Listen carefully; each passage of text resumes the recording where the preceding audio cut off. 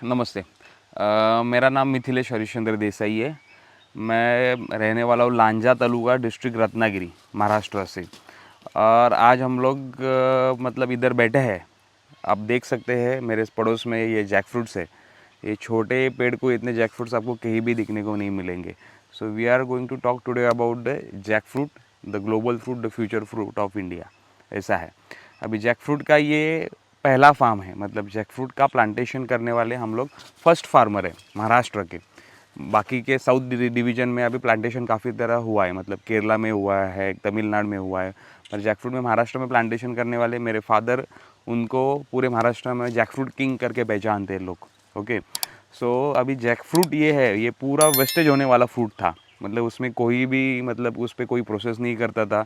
बारिश के टाइम में आता था, वो पेड़ फल बड़ा होता था, गिर जाता था, वो डिस्ट्रॉय हो जाता था। अभी हम लोग ने उसमें कमर्शियलाइजेशन लाया कि जैक फ्रूट भी एक कमर्शियल क्रॉप हो सकता है। अभी ये जो है कोंकण बेल्ट, ये पूरा राइस बेल्ट है। ये रत्नागिरी बोले तो पहले अपने दिमाग में आता है कि Alphonso mango, Hapus Hapus amba, we called it over here Hapus amba. उसके बाद में कैशू प्लांटेशन यहाँ पे फेमस है। और इसके अलावा लोग थोड़ा थोड़ा राइस वगैरह करते हैं बारिश के टाइम में। पर जैक फ्रूट इतने सालों से, ये पेड़, ये कोस्टल बेल्ट में इतने सालों से आ रहा है, पर उसके ऊपर किसी ने भी सोचा नहीं था। तो हम लोग ने क्या किया कि हम लोग ने उस पर एक कमर्शियलाइजेशन लाया है कि जैक फ्रूट एक फ्यूचर क्रॉप हो सकता है, कमर्शियल क्रॉप हो सकता है। और अभी कैसा है कि फार्मर्स को एज़ पर टाइम अडाप्ट करना चाहिए। अभी क्लाइमेटिक चेंजेस भी हो रहे हैं, तो उसमें कैसा है कि जैक फ्रूट एक पूरा, हम लोग ज़ीरो मेंटेनेंस ट्री कहते हैं उसको। Jackfruit zero maintenance tree क्यों है? क्योंकि उसमें कैसा है कि किसी भी तरह के उसमें फर्टिलाइजर्स नहीं लगते, ये कम्प्लीटली ऑर्गेनिक फ्रूट है। और जैक फ्रूट के पेड़ का मिनिमम लाइफ एक बार प्लांटेशन करने के बाद 100 साल है, 100 to 300 ईयर्स। मतलब हम लोग जो बोलते हैं कि 5 पीढ़ी बैठ के खाएंगे, तो वो 20-25 साल का एक पीढ़ी पकड़ते हैं। तो it is like that way only, मतलब वैसा ही है कि एक 20-25 साल के अगर पकड़ेंगे तो 4-5 पीढ़ी आपके बैठ के खाएंगे, वो वैसा ही है। तो मेरे पिताजी ने इसमें स्टार्ट किया था। और बाद में मैं खुद एक एग्रीकल्चर इंजीनियर हूँ। राहुरी विद्यापीठ जो वेल नोन विद्यापीठ है महाराष्ट्र का, उसमें मेरा एग्रीकल्चर इंजीनियरिंग हुआ था। बाद में मैं यूपीएससी कर रहा था, दिल्ली में भी रह रहा था 3 साल। 2017 में मैंने यूपीएससी में अच्छा ग्रोथ किया था। उस टाइम हम लोग ने, बाप और बेटे ने मिल के डिसीजन लिया कि नौकरी नहीं करनी है, तो कोई भी हो, जो भी कमाएंगे, 5 रुपये कमाएंगे, नहीं तो 5 लाख कमाएंगे, नहीं तो 5 करोड़ कमाएंगे, जो भी कमाएंगे वो खेती से कमाएंगे। और उस टाइम से पिछले 5 सालों से मैंने उनके साथ ज्वाइन किया था। तब तक उन्होंने ये सब प्लांटेशन किया था। वो भी एक सर्विस में थे, वो जॉब करते थे एग्री हेल्थ डिपार्टमेंट में। वो भी अभी रिटायर हो चुके हैं। तो अभी हम लोग ने ये 5 सालों में क्या काम किया है कि जो प्लांटेशन था, ये अभी हम लोग जिधर बैठे हैं, ये हम लोग का रिसर्च प्लॉट के जैसे है। मतलब ऑल ओवर, मतलब ये टोटल 27 एकर्स का एरिया है। इसमें कैशू प्लांटेशन पुराना है और 1500 जैकफ्रूट का प्लांट्स है। तो इसमें ये 400 प्लांट्स जो इधर है, ये प्लॉट में है, ये 13 एकर्स का एरिया में, इसमें हम लोग ने एक रिसर्च प्लॉट के जैसे किया है हम लोग ने। मतलब all over the world jackfruit के अबाउट 128 जैकफ्रूट के वैरायटीज़ है पूरे वर्ल्ड में। तो उसमें से हम लोग ने अभी तक, अभी के टाइम में अभी तक 81-82 वैरायटीज़ पूरे ऑल ओवर दी वर्ल्ड के हम लोग ने इधर लाए हैं। हाँ। तो उसमें कैसा है कि ये वैरायटीज़ कैसा है कि कमर्शियल सब वैरायटीज़ है। मतलब जैकफ्रूट बोले तो सिर्फ लोगों को इतना पता था कि येलो कलर का उसमें अंदर का रहता है, उसके अंदर सीड रहता है, वो खाना और फेंक देना। कुछ कुछ लोग उसके नॉर्दर्न साइड में उसका वेजिटेबल पर्पज़ के लिए ज़्यादा यूज़ करते हैं। और इंडिया अचार बनाते हैं, सब्जी अचार बनाते हैं। बनाते हैं, ये सब बेसिक है। मतलब चिप्स बनाते हैं छोटे, वो ऑयल फ्राइड चिप्स वगैरह बनाते हैं। ये सब बेसिक प्रोडक्ट्स है। तो जैकफ्रूट कैसा है, आता है, वेस्ट हो जाता है, यही लोगों ने किया था। पर अभी ये कमर्शियल वैराइटीज़ है। ये कैसा है, साल में 2 बार आने वाले, रेड कलर में है, ऑरेंज कलर में है। ओके। मेरे पास वियतनाम की एक वैरायटी है जो 1.5 साल में फ्रूटिंग देती है।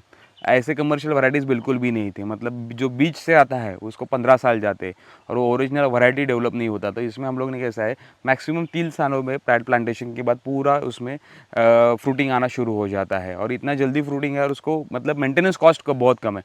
अब अल्फांसो मैंगो का क्या हो गया है कि अल्फांसो मैंगो पुराने समय में बहुत आता था, अभी वो उधर केमिकल फर्टिलाइजर्स ज़्यादा यूज़ करने लगे। तो अल्फांसो मैंगो का मेंटेनेंस कॉस्ट बढ़ गया, मतलब उसका कॉस्ट ऑफ प्रोडक्शन बढ़ गया है। सो मार्केट में खरीदने का भी प्रोडक्शन बढ़ गया है। कैशू का कैसे है कि अफ्रीका और टंजानिया की कैशू भी इधर इंपोर्ट हो रही है इंडिया में। तो फिर क्या हुआ कि उधर कैशू नट जो है वो काफ़ी चीप है, तो इस वजह से कैशू का प्लांटेशन पीछे पड़ गया। तो कुछ तो ऑप्शन चाहिए था कोंकण बेल्ट के डिवीजन के लिए, तो हम लोग ने जैकफ्रूट एक नया प्लांट लाया। और जैकफ्रूट के लिए कुछ भी नहीं, उसको सिर्फ पहले 2 साल वाटर, मतलब पानी देना पड़ता है, वो भी ज़्यादा नहीं, ड्रिप के थ्रू वगैरह देंगे तो अच्छा है। और एक कमर्शियल क्रॉप की तरह हो गया। जब भी हम लोग ने ये रिसर्च प्लॉट जब भी डेवलप किया इधर, तो उसमें से कैसे हो गया कि लोग विजिट करने लग गए। 2 सालों में 3 सालों में फल देखने के, अगर मैं मेरे सोशल मीडिया पे शेयर करता हूँ तो वैसे देखेंगे तो लोगों को उसका अट्रैक्शन बढ़ गया, तो विजिटर्स आना शुरू हो गए। तो उसके बाद हम लोग ने 900 प्लांट्स का प्लांटेशन किए अगले प्लॉट में, जो पूरा कमर्शियल प्लांटेशन है। एक पूरा रो, मतलब उसमें कैसा है कि लोग देख सकते हैं, जो फार्मर्स विजिटर्स है वो देख सकते हैं कि 20 फीट बाय 20 फीट उसका स्पेसिंग है। 1 एकड़ में 100 पेड़ जाते हैं। ओके, जो वियतनाम का वैरायटी, वो 1 एकड़ में 400 पेड़ लगा सकते हैं। सो एक कमर्शियल प्लॉट डेवलप हो गया। और हम लोग कैसा है कि एक जैकफ्रूट पे काफ़ी बड़ा रिसर्च कर रहे हैं, और जैकफ्रूट का इन अपकमिंग टाइम में एटलीस्ट ऑफ महाराष्ट्र के जैकफ्रूट का रिसर्च सेंटर हो इधर, हमारे इधर, ये हम लोग की कोशिश है। और अभी कैसा है कि jackfruit mission for Kerala state शुरू है। केरला का स्टेट फ्रूट 2018 में स्टेट फ्रूट करके जैकफ्रूट डिक्लेयर किया है। वैसे ही जैकफ्रूट मिशन मेघालय में शुरू है, अभी तमिलनाडु में भी प्रपोज किया है। तो वैसे ही अपकमिंग टाइम में जैकफ्रूट मिशन फॉर महाराष्ट्र हम लोग उसमें वर्क कर रहे हैं। अभी फिलहाल में जो अभी लेजिस्लेटिव असेंबली में भी हमारा टॉपिक हुआ था, इधर के लोकल के जो चिपळूण के एमएलए, उन्होंने भी उससे बताया था कि जैकफ्रूट मिशन महाराष्ट्र में आना चाहिए। तो अभी उसमें वर्क शुरू है।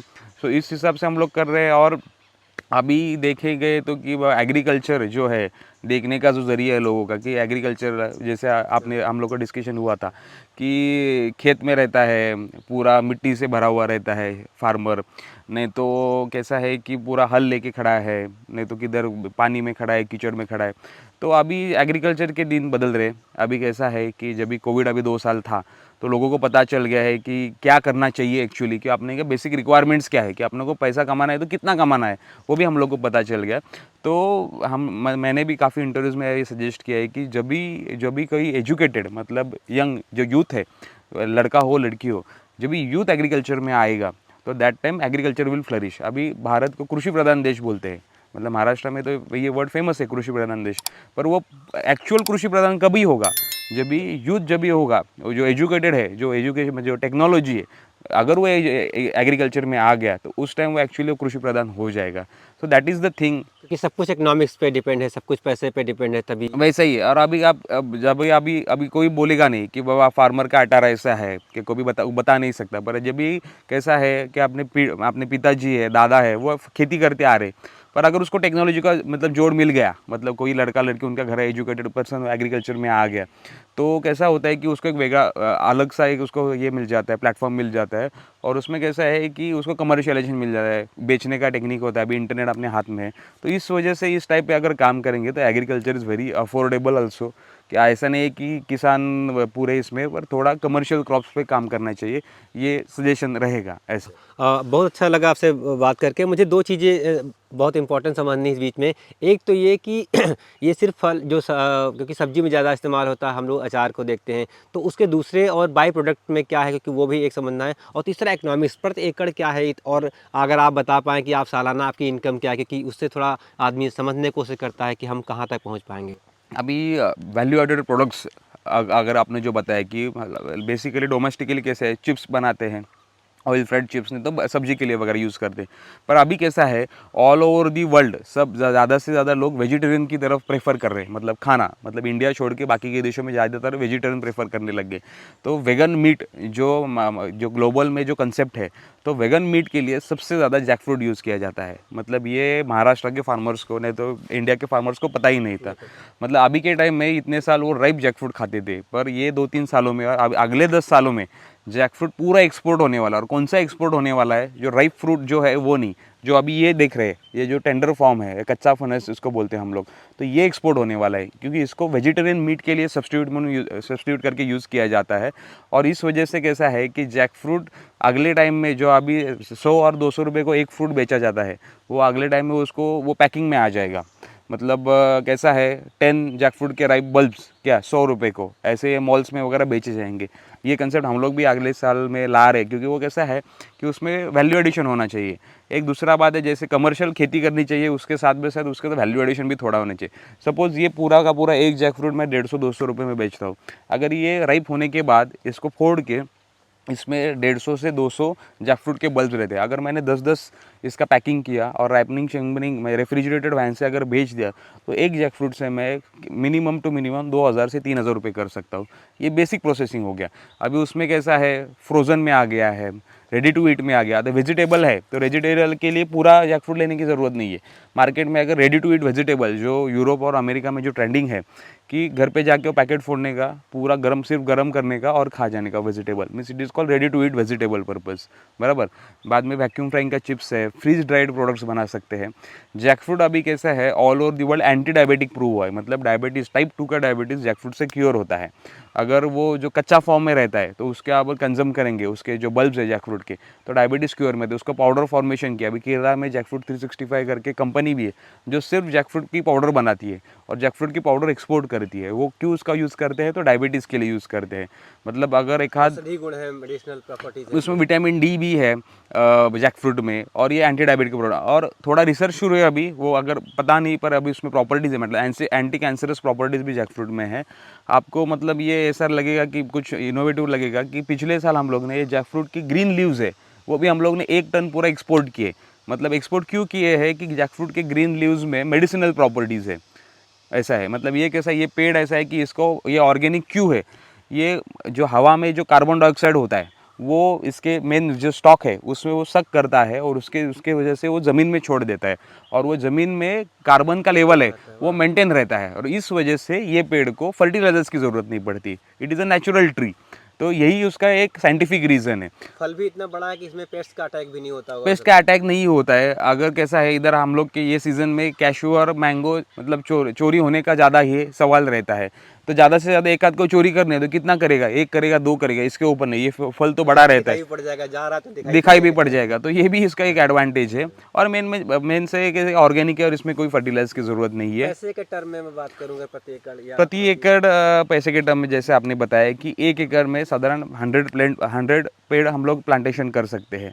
हम लोग अभी देखेंगे तो पुराने जैकफ्रूट को 50-100 जैकफ्रूट्स भी आते हैं, तो हम लोग ने कैलकुलेट किया है 10 से 20 फल ही, मतलब सबसे मिनिमल कैलकुलेट किया, और एक फल 10 केजी का, मतलब एक प्लांट से हम लोग को अप्रॉक्सीमेट अगर 20 फल पकड़ेंगे 10 केजी का तो 200 केजीज पर प्लांट, और हर एकड़ में 100 प्लांट्स, मतलब 20 टन हम लोग को 1 एकड़ से हम लोग को प्रोडक्शन मिल सकता है। और अभी मार्केट का रेट देखें तो अप्रॉक्सीमेट 20 रुपीज़ पर केजी ये मिनिमम से मिनिमम रेट है। अभी कुछ कुछ जगह 55, 60, 70 पे गया है, हम लोग मिनिमम पकड़ेंगे। तो अगर वो हम लोग कैलकुलेट किए तो उसमें से सिर्फ फार्मिंग करेंगे तो अप्रॉक्सीमेट 1 एकड़ में से हम लोग को अप्रॉक्सीमेट 2.5 से 3 लाख रुपए उसमें से प्रॉफिट हो जाएगा, सिर्फ फल बेच के। सिर्फ फल बेच के अप्रॉक्सीमेट इसमें जो मैंने आपको कैलकुलेशन बताया, अगर उसका प्रोसेसिंग करेंगे, जैसे मैंने बताया कि फल को काट के उसके अंदर के जो बल्ब बेचेंगे तो वो ट्वाइस हो जाएगा, मतलब साढ़े 2.5-3 लाख से उसका 6 लाख हो जाएगा। उसमें आपने चिप्स किया, मतलब अभी वो हर एक के ऊपर डिपेंड है कि वो क्या क्या करता है। अगर सिर्फ एक आध फार्मर को उस पर प्लांटेशन करना है और उस पर सिर्फ फल बेचना है तो 3 लाख पर एकड़ ये मिनिमम मैंने बताया, वो बढ़ जाता है। मतलब जैकफ्रूट का अगर पेड़ 10 साल 20 साल 50 साल का हो जाएगा तो उस पर 100 भी जैकफ्रूट आते हैं, पर हम लोग ने सिर्फ मिनिमम 10 to 20 फ्रूट्स ही पकड़े हैं, तो 3 लाख। और उसमें इसमें क्या है कि कैशू मैंगो में भी ऐसा है कि पर एकड़ में हम लोग को 2 लाख वगैरह मिलता है, पर उसमें से 1 लाख हम लोग का खर्चा हो जाता है। इसमें कैसा है कि हम लोग को सिर्फ पानी देना है, बाकी कुछ खर्चा वगैरह करना है। क्लाइमेटिक पे भी क्लाइमेट का उतना असर नहीं क्लाइमेट का उतना असर नहीं, मतलब अगर अभी ये साल अभी देखेंगे क्लाइमेट चेंज की वजह से, मतलब ये 2 सालों में 12 के 12 महीने हम लोग के एरिया में बारिश होने लग गया, मतलब हर महीने में बारिश इधर गिरता है। और बारिश की वजह से क्या होता है कि कैशू मैंगो का क्वालिटी डिटोरेट हो जाता है, कैशू का जो हम लोग बोलते हैं मोहर बोलते हैं वो ख़राब हो जाता है, वो मतलब डिस्ट्रॉय हो जाता है, उस वजह से वो फ्रूटिंग कम हो जाता है। पर जैकफ्रूट वाइल्ड ट्री है, इसको बारिश हो, ज़्यादा हीट हो, मतलब ज़्यादा ड्रास्टिक उसका अफेक्ट नहीं होता है। और ऐसा अगर कमर्शियल वैराइटीज़ प्लांटेशन करेंगे, अभी वियतनाम का जो वैरायटी मैंने आपको बताया वो हर एकड़ में 400 प्लांट्स लगते हैं, हाई डेंसिटी, मतलब जो बोलते हैं अपने इजराइल की टेक्निक बोलते हैं।